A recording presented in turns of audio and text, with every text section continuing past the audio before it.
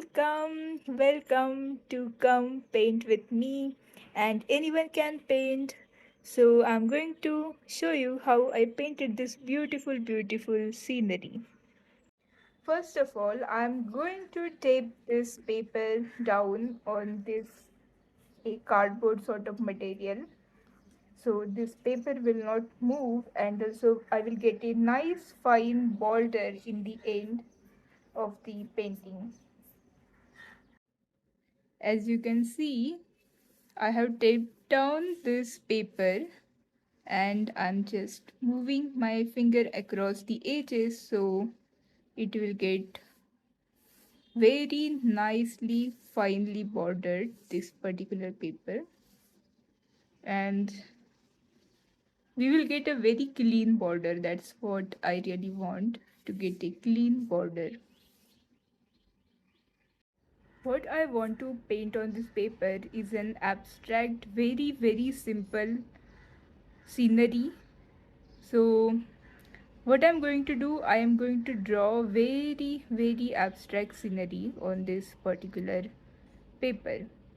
It is not going to be very detailed because I just want to play with the colors and use and values of the colors with a limited color palette. So it is going to be very simple.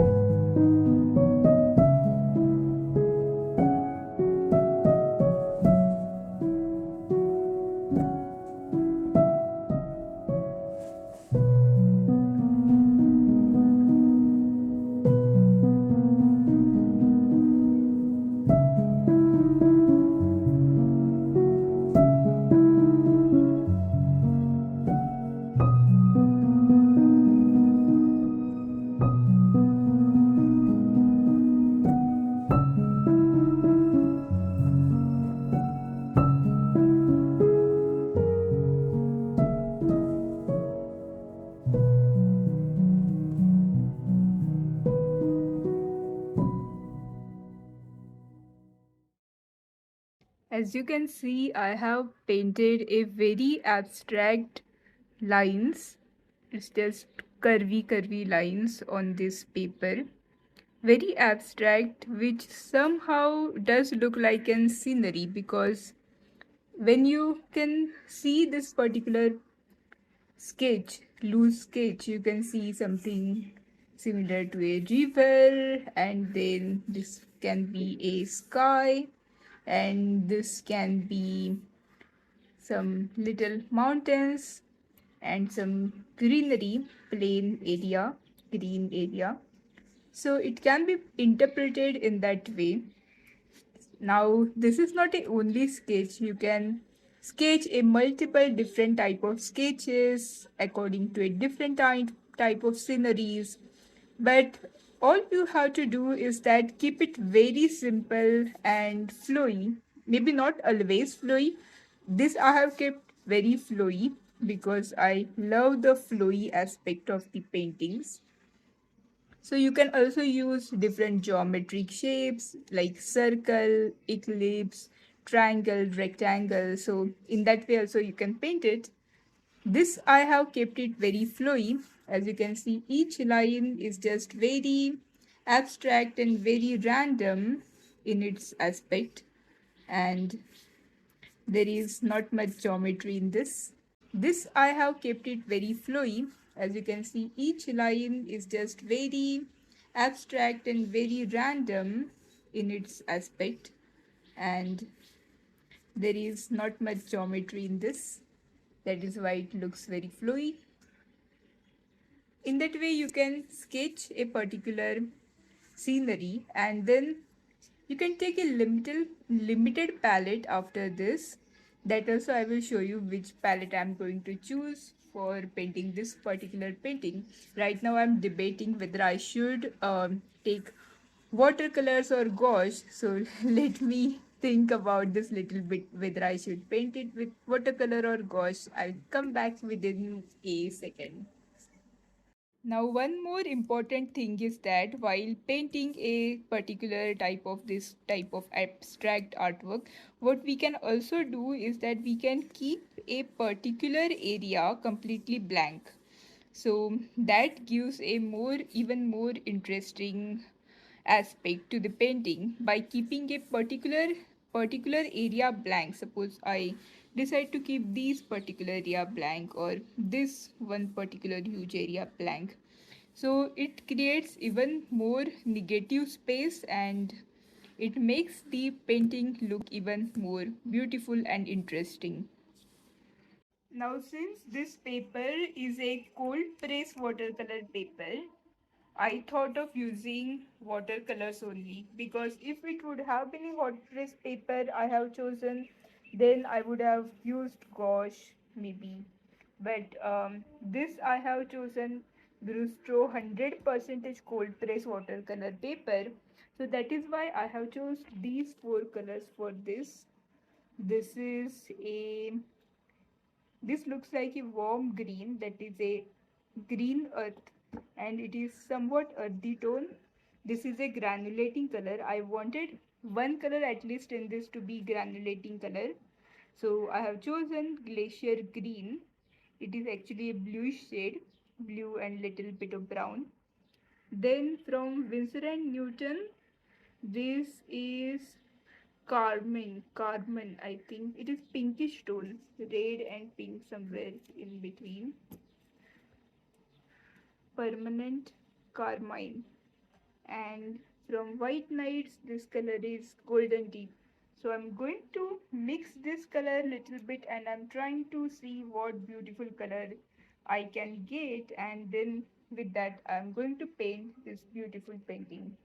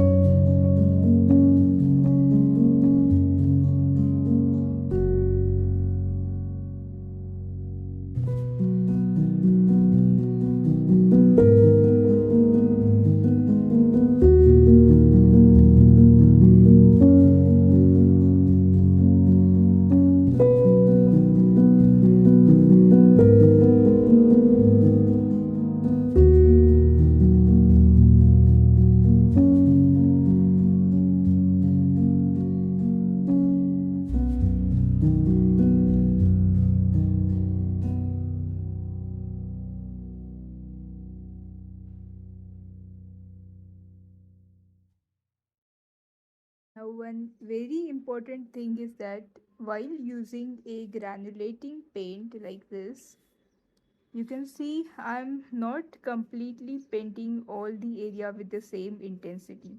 So in some places I am adding some more color, and in another places I am keeping it in light tone. So because of that, as you can see, it is creating a variation in the intensity of the paint. So while the color is weight itself, I'm just at some places I'm adding some color, and other places I'm not adding that much intensity of color. This is very very important. At some places I am adding a lot of color, at another places not that much. So as you can see, because of the granulating and two paints, that is that brown and blue which is granulating, it is creating a very beautiful hue.